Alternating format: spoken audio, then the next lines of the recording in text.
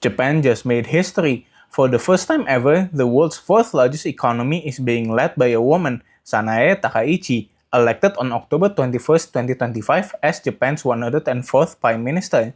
She succeeds Shigeru Ishiba, following months of political tension and coalition reshuffling inside Japan's long-dominant Liberal Democratic Party, or LDP. Takaichi's rise marks both a breakthrough and a test.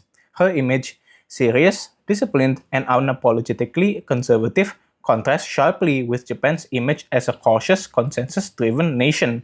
But here's the key question: what kind of change will Japan see under her rule? Because while her gender makes headlines, it is her policies on the economy, defense, and foreign relations, especially with ASEAN, that could redefine Japan's regional role. So in this video, we'll unpack three things: who she is, what she stands for, and what her leadership means for Japan's ties with Southeast Asia. Sanae Takaichi, often nicknamed Japan's Iron Lady, is a longtime member of the Liberal Democratic Party and one of the most loyal protégés of the late Shinzo Abe. Over 3 decades in politics, she has served in roles ranging from communications minister to economic security minister, where she pushed to protect Japan's critical industries from foreign interference. Ideologically, Takaichi sits firmly on the nationalist conservative side of the LDP. She supports revising Article 9 of Japan's pacifist constitution, which currently renounces war to allow a formal military. She's also backed visits to Yasukuni Shrine, seen by some neighbors as glorifying Japan's wartime past, a move that often sparks diplomatic criticism from China and South Korea. At home, her appeal lies in her discipline, policy knowledge, and image as a strong-willed leader who gets things done. But internationally, analysts see her as a walking fine line between tradition and transformation. Takaichi's policy vision can be summed up in two words: strong Japan. Economically, she plans to revive Japan's sluggish growth with innovation-driven stimulus, inspired by Shinzo Abe's Abenomics, but refocused on AI, semiconductors, green tech, and medical innovation. She's also promoting what she calls resilience investment, encouraging companies to produce key components at home to avoid future supply chain shocks like those seen during the pandemic.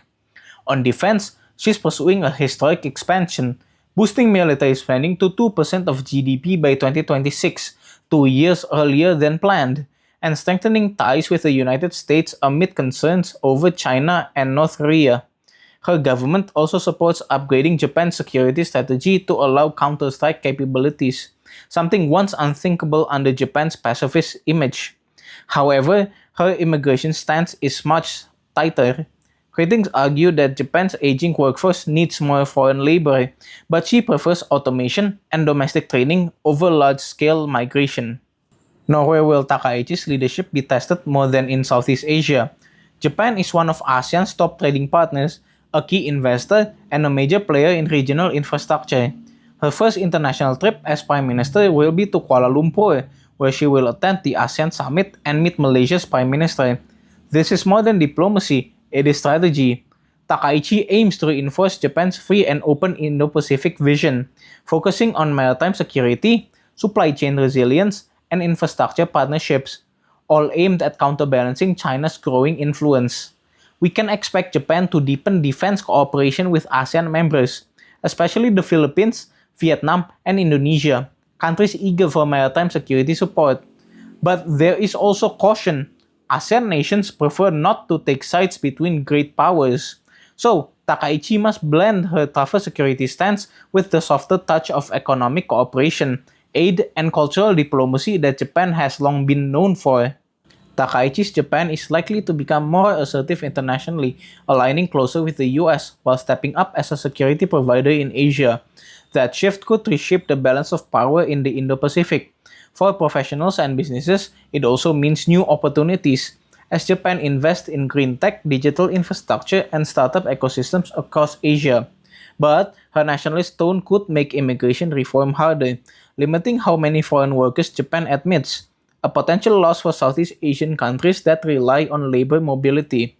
Meanwhile, Takaichi's position as Japan's first female prime minister is undeniably historic, but it is importantly symbolic, not automatically transformational for gender equality due to her conservative social views.